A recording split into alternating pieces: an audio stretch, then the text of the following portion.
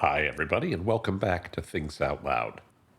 I probably get asked more questions about artificial intelligence at the moment than anything else in marketing. It's such an important topic that we dedicated an entire episode to what marketers really need to know about putting AI to work for you a few weeks ago.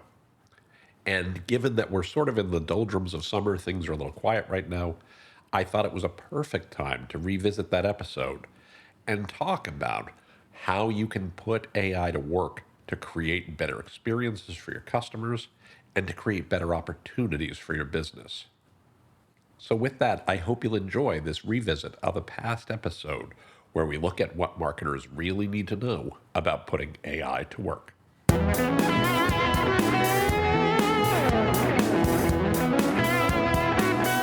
Welcome to Thinks Out Loud, your source for all the digital expertise your business needs.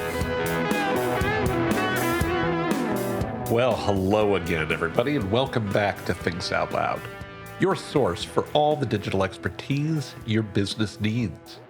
My name is Tim Peter. This is episode 426 of The Big Show, and thank you so much for tuning in. I very much appreciate it. I think we've got a really cool show for you today. I am getting asked more and more these days about why artificial intelligence is important in marketing, and more specifically, what's important for marketers to know about artificial intelligence if they want to do a good job, if they want to keep their job, if they want to be able to stay competitive. And those are really important questions, really big questions. And they're driven from a number of reasons, a number of places. Obviously, folks are concerned about what do they need to know to stay successful. Now, I have said for some time that I don't think AI is coming for your job. I've modulated that a little bit, and I will talk about it a little bit later in the episode. But generally, AI isn't going to replace you mostly. It's going to replace some tasks. It's going to change the way you do what you do. But if you think about artificial intelligence the right way, and if you think about its role properly, then you really don't have a lot to worry about as a marketer, more or less. And I fully acknowledge that I'm doing a lot of hand waving on the more or less. Again, I promise I will explain why that is as we go forward. What I would say is that people are starting to recognize what AI is good at and what AI is not good at. And if you want to understand how AI might change marketing or how it might matter in your marketing career, then we should really start by talking about what artificial intelligence is and isn't for a moment. Then talk about how it's used in marketing. And then we can get to why it might or might not come for your job. When most people talk about artificial intelligence at the moment, they're often talking about general purpose generative AI applications like ChatGPT or Google Gemini or Anthropic Claude, or specific features that tools like Adobe Photoshop have added, such as image generation, something they call generative expand or generative fill that actually can do exactly what they say, expand an image using generative AI, or fill in an image, put something else in the image using generative AI.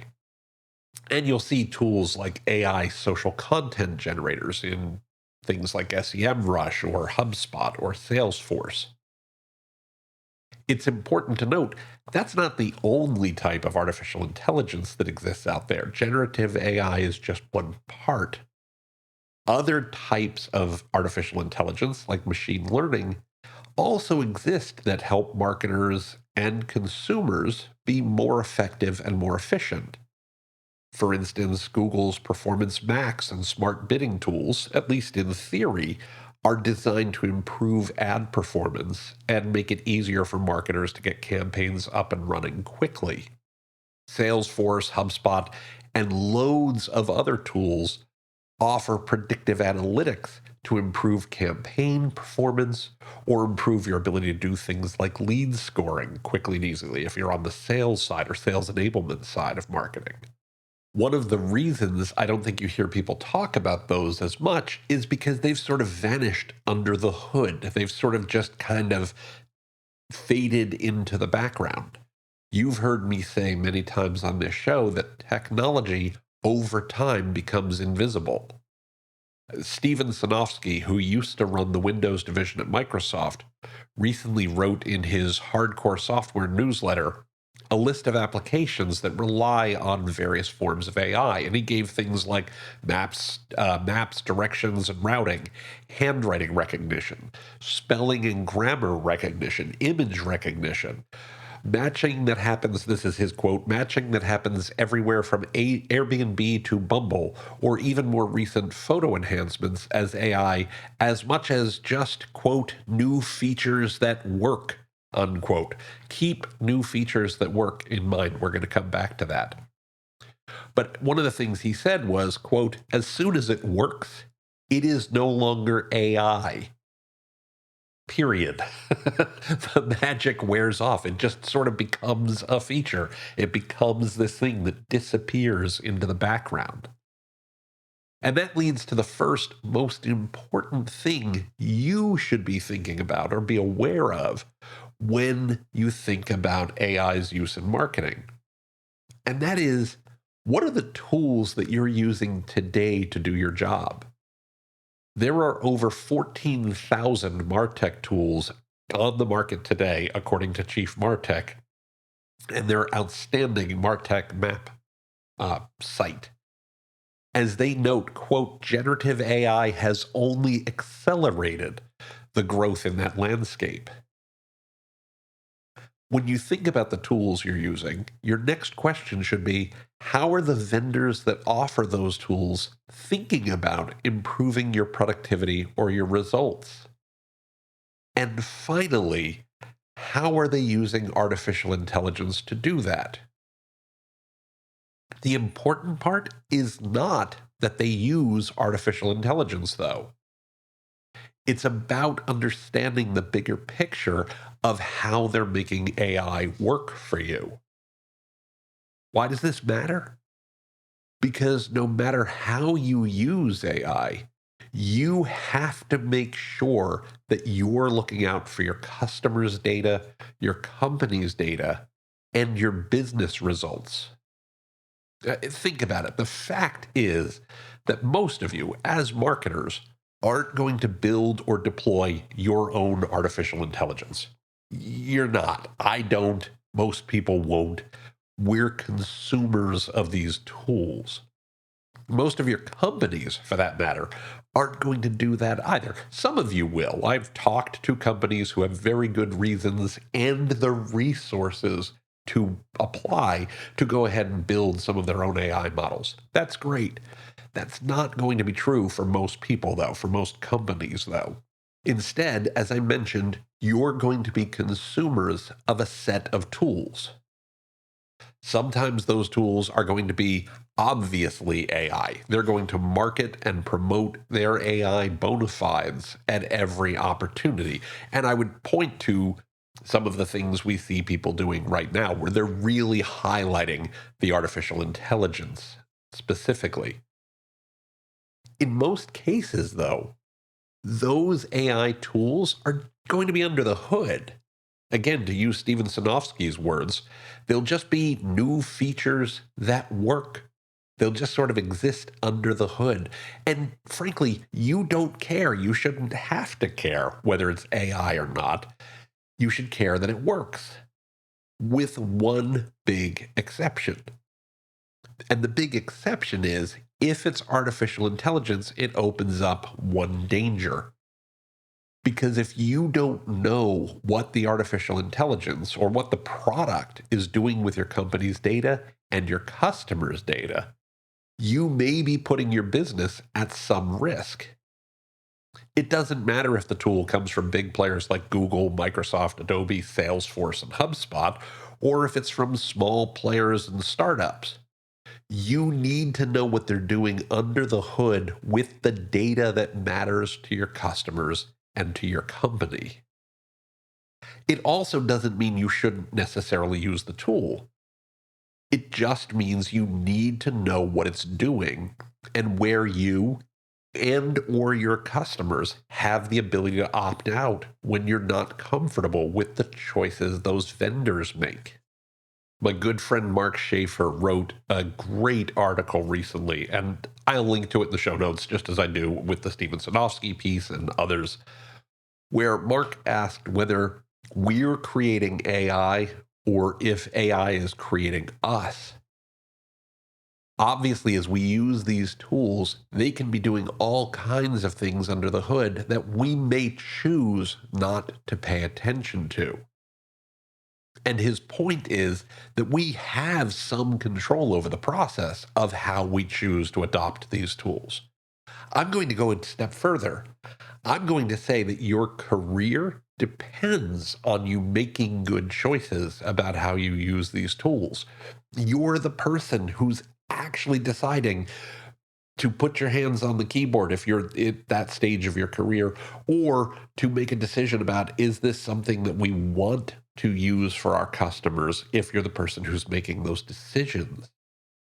You get to contribute to building a better experience for your customers, and I would argue a better society overall by using these tools wisely, by thinking through if these tools are creating a better experience for our customers or are creating a worse experience in the long run and a worse environment in which our businesses are going to operate.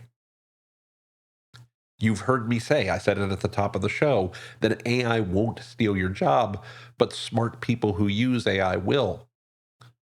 More recently, I've questioned whether it's more likely that dumb people using AI will take your job. Increasingly, though, I'm coming to believe that people who use AI wisely will always be okay, will be okay in the long run for sure. And that people who use AI unwisely are the ones who are going to find themselves in big trouble, not just in terms of losing their job, but in terms of losing trust from their employers and ultimately from their customers. Those are the folks who are going to put themselves in the worst position. And it becomes incumbent on you as a marketer to ask smart questions about how is this using data? How is this using our customers' data? How is this affecting our customers' lives? That's really important. And you get to choose, but only if you actively make those choices. We've been working on a framework here at TPA for a little while for making AI functional for our clients.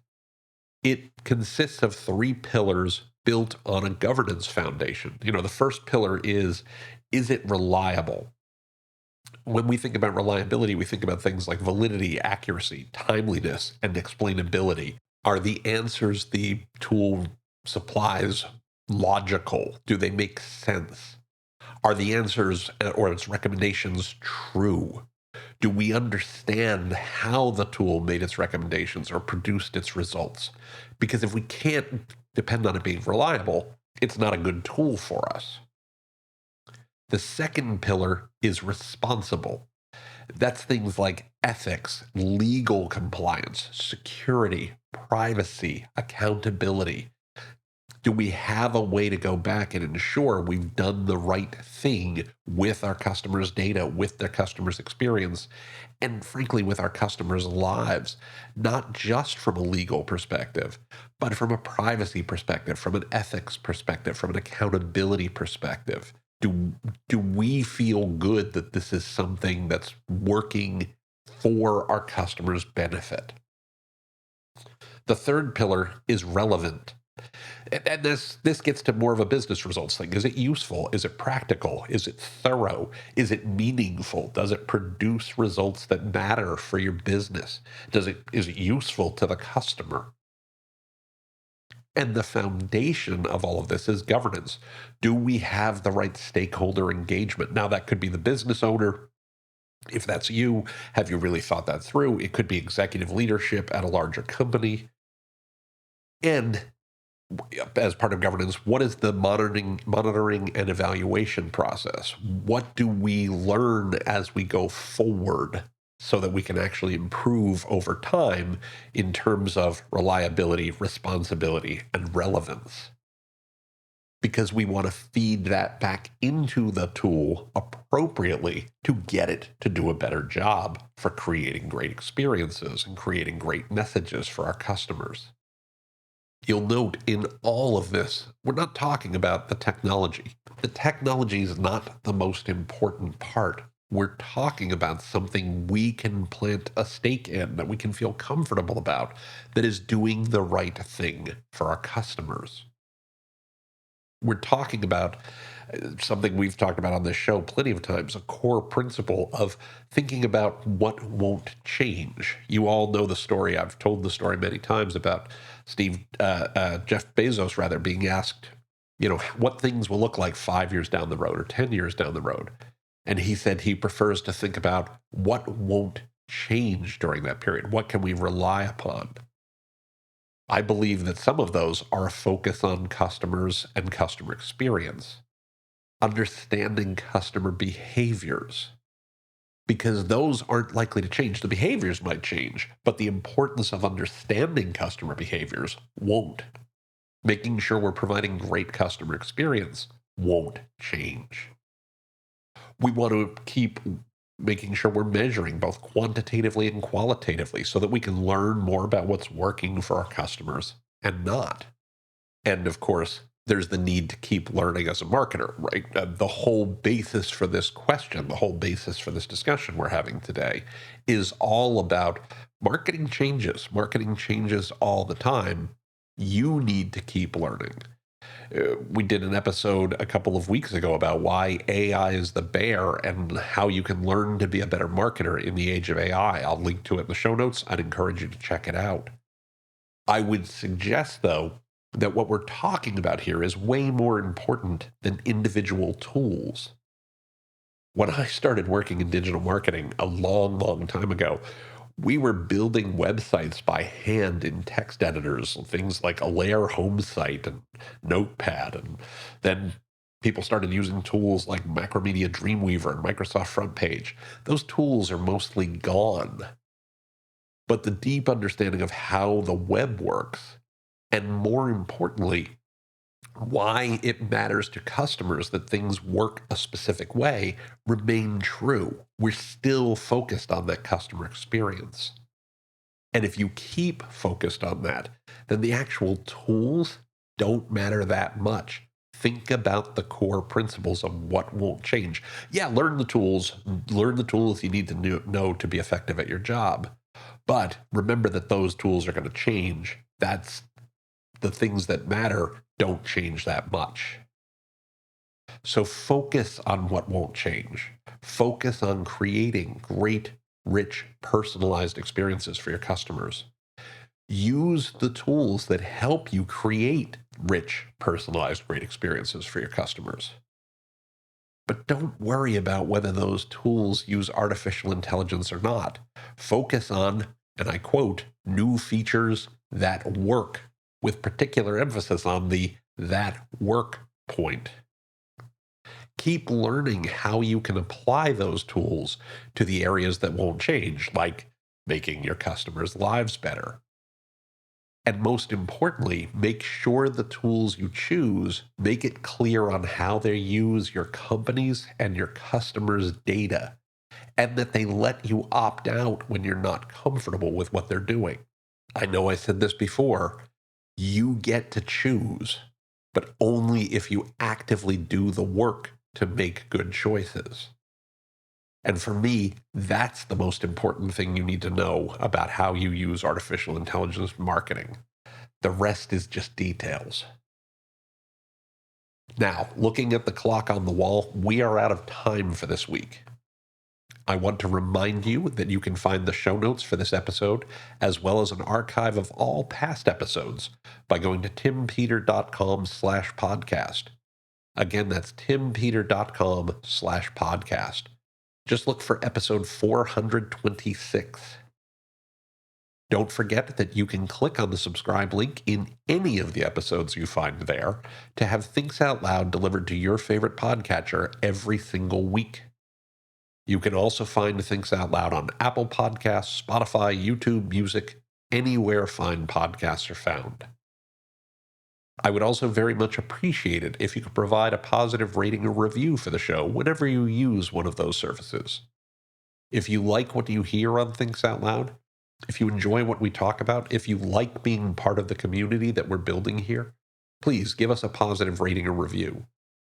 Reviews help other listeners find the podcast. Reviews help other listeners understand what Thinks Out Loud is all about. They help to build our community, and they mean the world to me. So thank you so much for doing that. I very, very much appreciate it. You can also find Things Out Loud on LinkedIn by going to linkedin.com/TimPeterAndAssociates. You can find me on Twitter or X or whatever you want to call it this week by using the Twitter handle @TCPeter. And of course, you can email me by sending an email to podcast@timpeter.com. Again, that's podcast@timpeter.com.